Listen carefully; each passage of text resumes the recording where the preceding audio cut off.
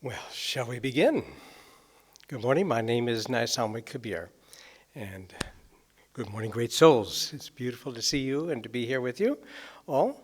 This morning we have a different kind of a service. It's a family satsang, and we understand a lot of kids are off having fun studying for their exams today, so well, thank you for those of you who could come and to brave it. And actually, it'll be a very special one where it's a little different.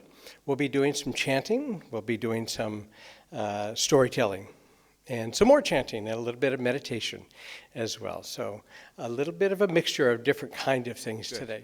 So this morning for the purification, I shared a statement. I'm going to say this again because it has to do with the story. Yogananda said that self-realization is the knowing in all parts of body, mind, and soul that we are now in possession of the kingdom of God. That God's omnipresence is our omnipresence. That all we have to do is to improve our knowing.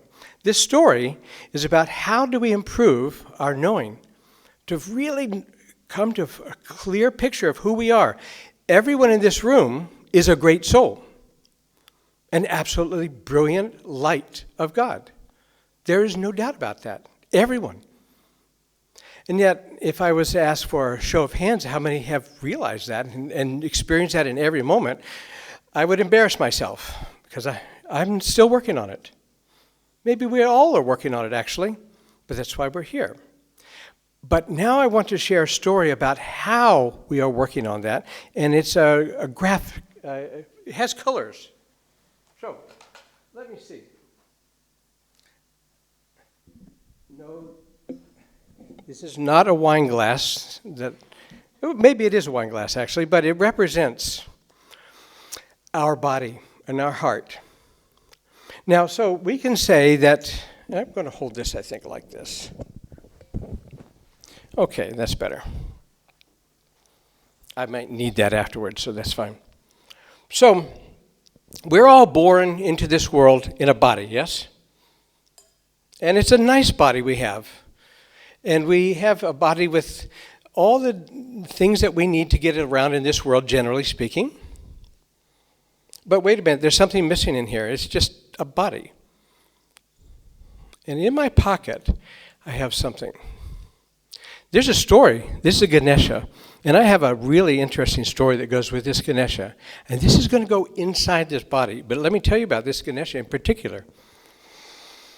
This Ganesha belongs to Swami Ananda. And about 10 years ago, I was over at his house and then in Italy, and he said, this is a Ganesha, and it will help you to be free of your obstacles, and it will bless you and the things that you're doing and how you're growing. And he handed it to me, and then he stopped a little bit and said, but this belongs to me. And he said, when I ask for it back, I want you to give it back. Is that okay? And it was a real puzzle in my mind, but I said, of course, sir. I'd be happy to. The good news is he never asked for it back. And this is a great blessing. I'm sure that what he wanted is for me to share this. And because it has that love and that power, that energy of Ganesha, but also from Swami Ananda and also from the masters. Now, in each body that we have, there is, in the essence of this body, the presence of God. So I'm going to say, okay, here, we'll put Ganesha in. Oops. Can you fix Ganesha up so he's standing up straight, not sleeping? Thank you. Good. And then we'll just put him right here. My hand doesn't quite fit in there. You got it?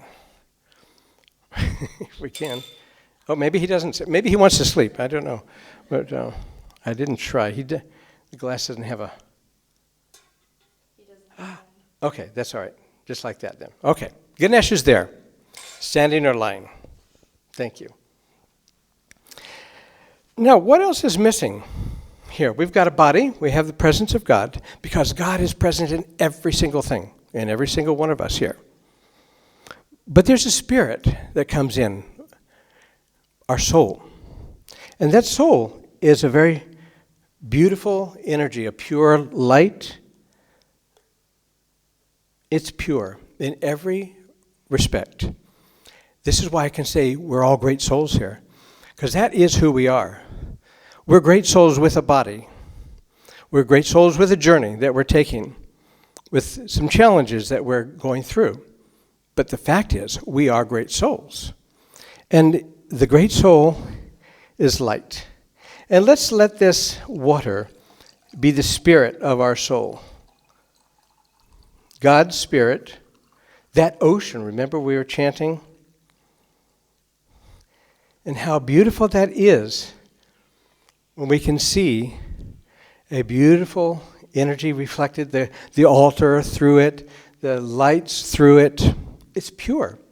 Our body, the presence of God inside, and that energy, the divine energy of God is with us. So in the journey of this soul, something happens to us all in this world. And that thing that happens to us is that at some point we start to notice our neighbors have some things that maybe we don't have. Aha. Wait a minute, I have to get the right one. Here we go. So,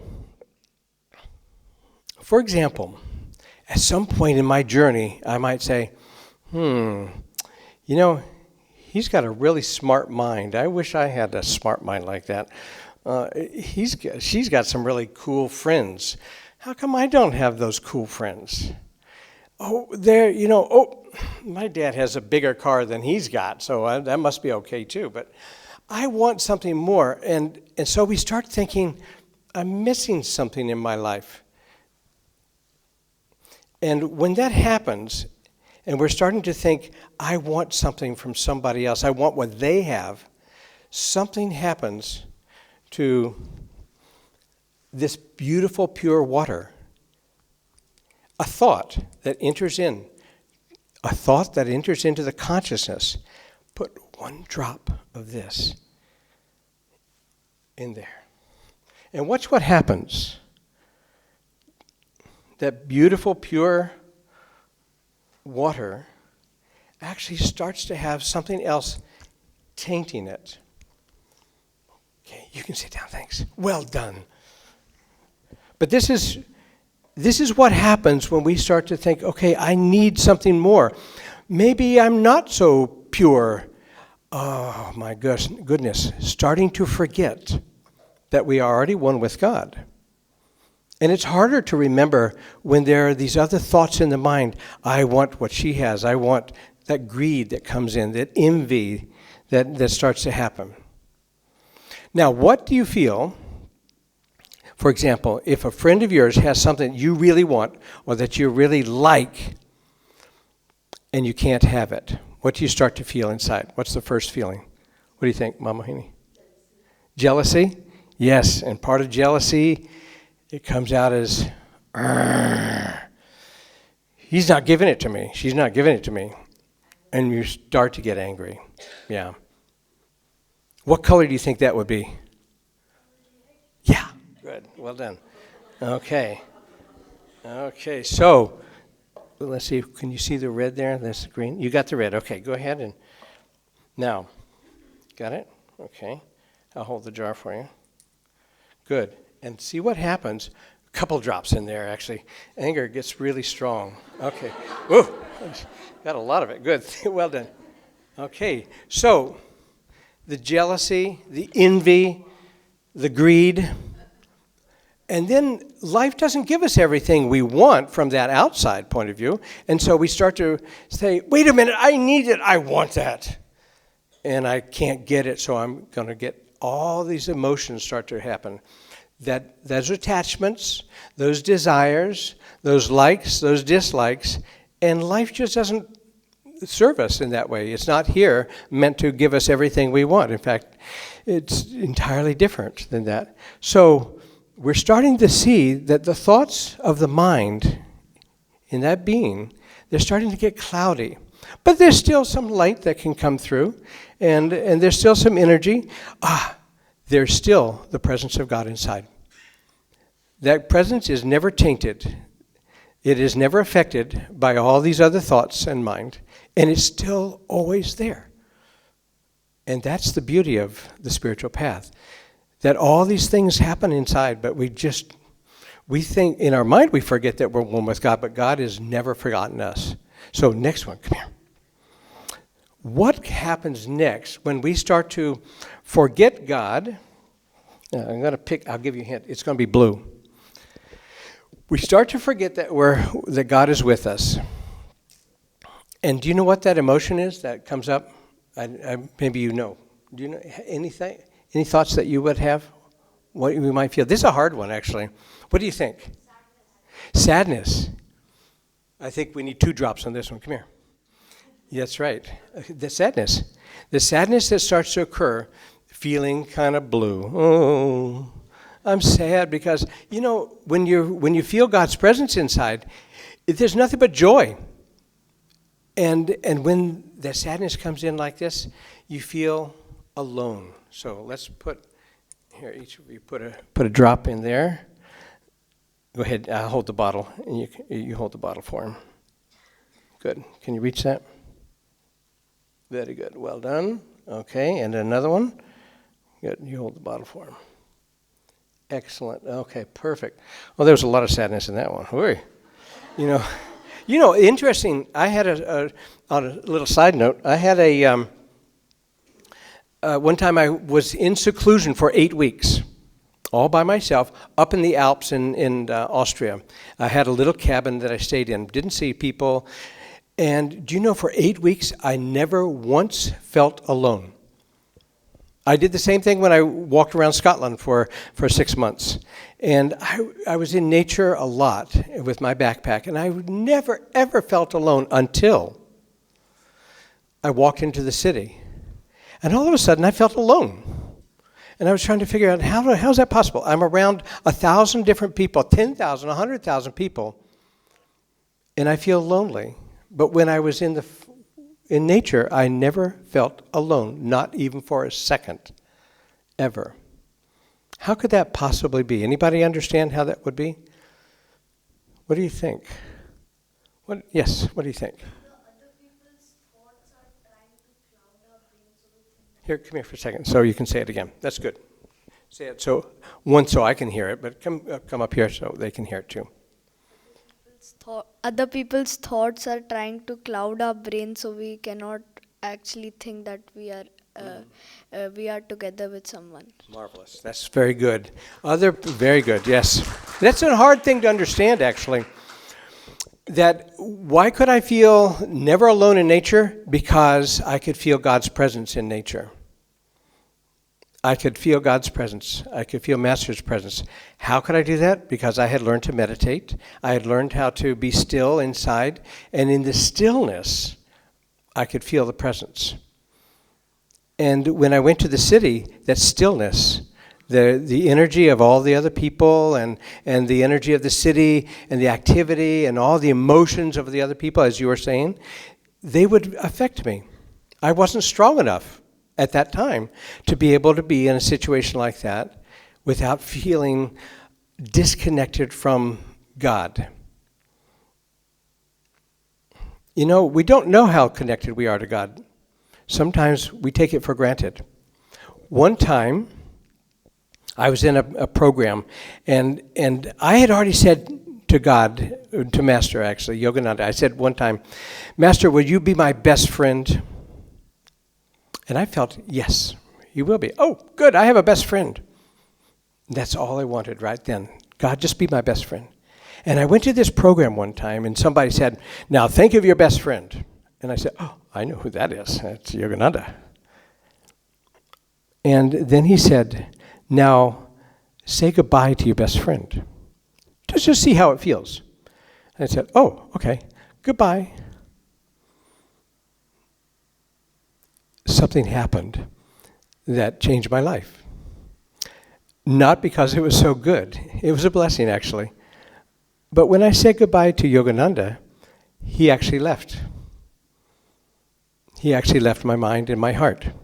Because I have the will to invite him in. Open your heart to me and I will enter. Close your heart to me or say goodbye, and I will be waiting on the side, waiting for you to open it again. I had said goodbye, even in my ignorance and innocence.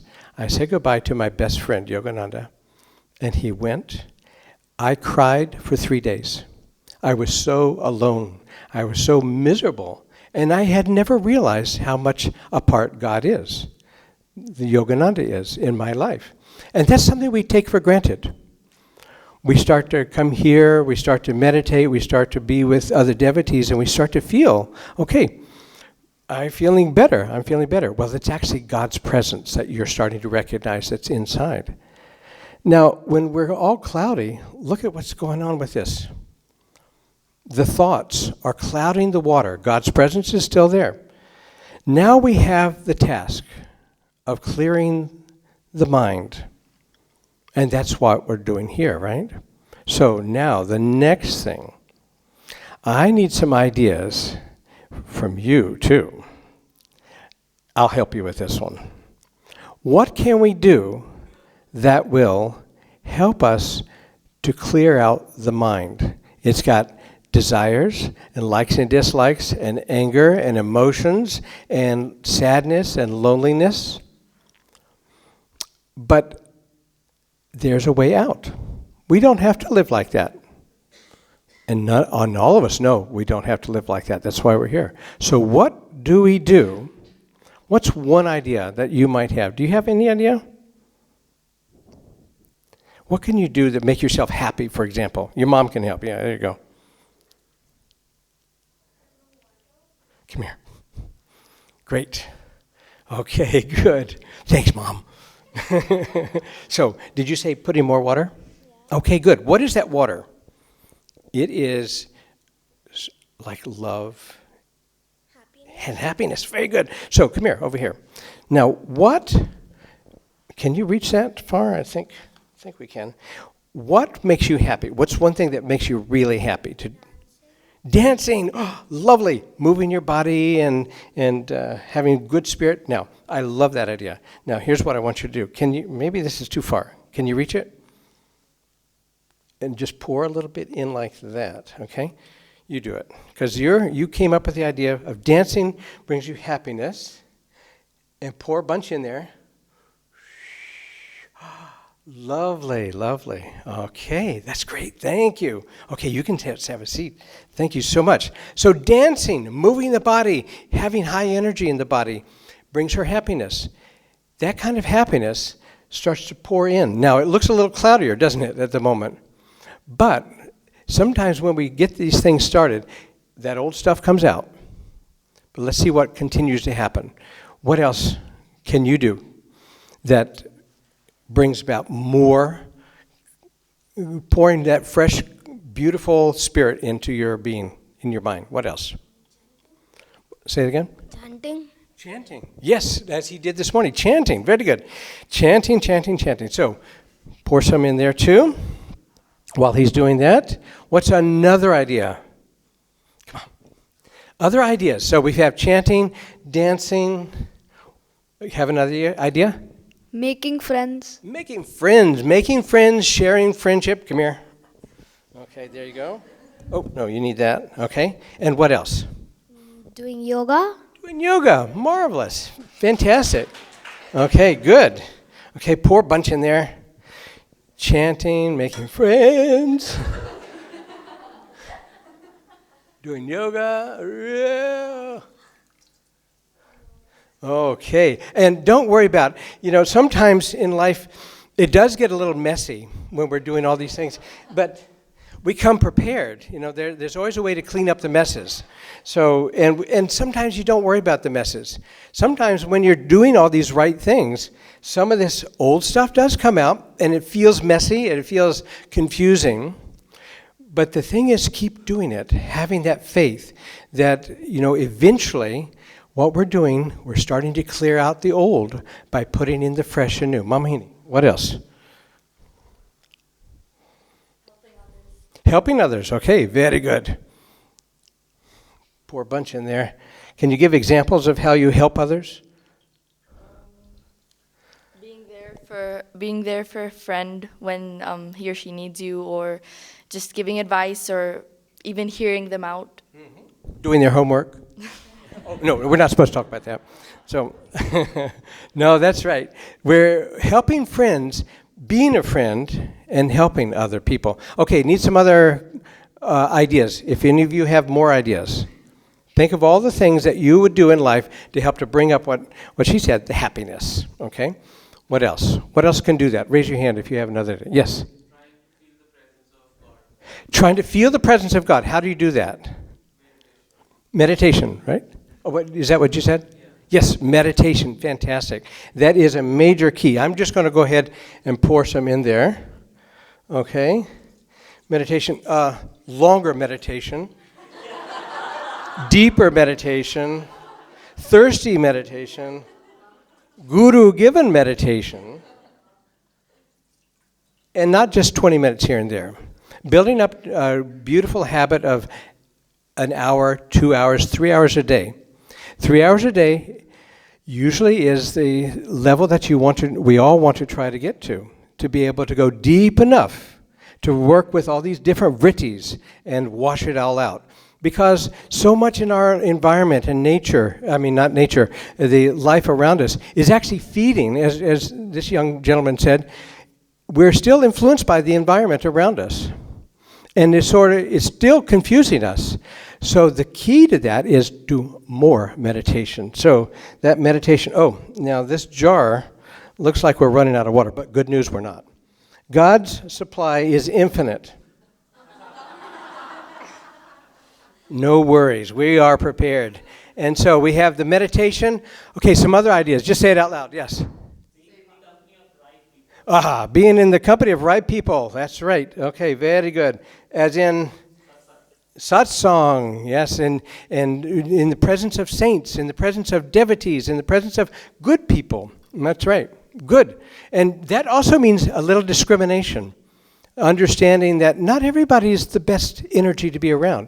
So we try to, even though God's presence in them is very present in them, sometimes we're not quite ready for that energy, so we have to be stronger and prepared. So being discriminating and feeling inside, who's the right person, the right people for us to be with? Yes, you have another. Come up here. So you can. We should try and make everyone happy. Try to make everyone happy. How can you do that? Like, for example? By helping them. Helping them. Very good. Excellent. Being a friend. Helping them. I'll go ahead and pour for you. So, helping other people. Okay. Others? Vijaya? Serving. Yeah. Serving. Did I hear that right? Okay, good. Serving other people. You know, I know Vijaya came in and helped with the altar the other day. And serving, actually, you can even say serving others, but really serving God in others and doing other things. Are you starting to notice any difference yet? It's starting there. Okay. What about things like energization exercises? Okay, lots of exercises. And moving the body is right also. Okay. Okay, good. More? Chanting? Okay, good. And also, yes, reading spiritual scriptures and other things like that. What's that? Practicing? Gratitude. I'm sorry, thank you. I get my hearing aids tomorrow, so this is good news. So practicing gratitude. I'm going to be grateful for my hearing aids, actually. But practicing gratitude, incredible. That's a very important one because so many blessings are happening to the devotee or to any of us that are asking God to come into our hearts. Things happen, and we forget to pay attention and to say thank you for that. And gratitude to others, gratitude to God, gratitude to our children, and vice versa, parents. So, okay, more? Yes, ma'am. Being true to yourself. Ooh, that's a cool one. So how do you do that?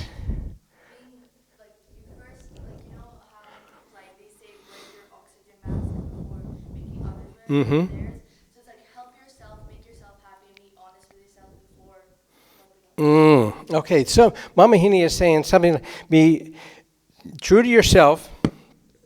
Let's suppose this is yourself, all right? Okay, so you've got a blue body today, but there's nothing in it.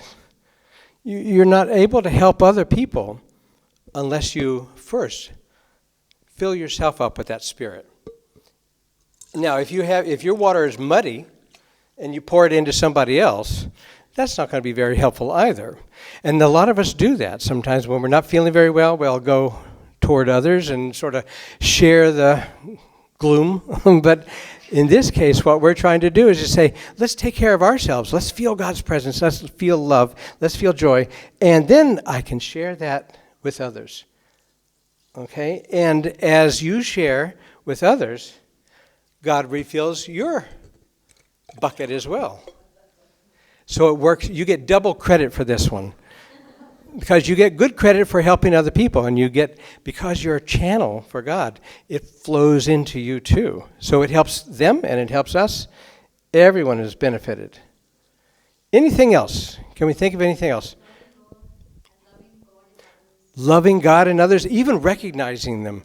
It's such a beautiful thing. Just assume, to start with, Ganesha, God, is inside every single one of them. You know, when I have students at school, they come in the door and I don't know them, the first thing I ask always in my mind is, who is that soul?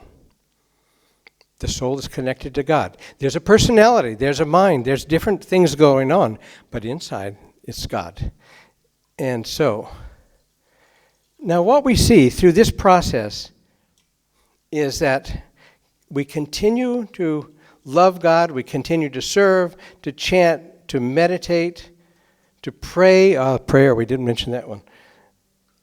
Just talk to God, watch the breath, feel God's presence in all these ways, and let God flow through us.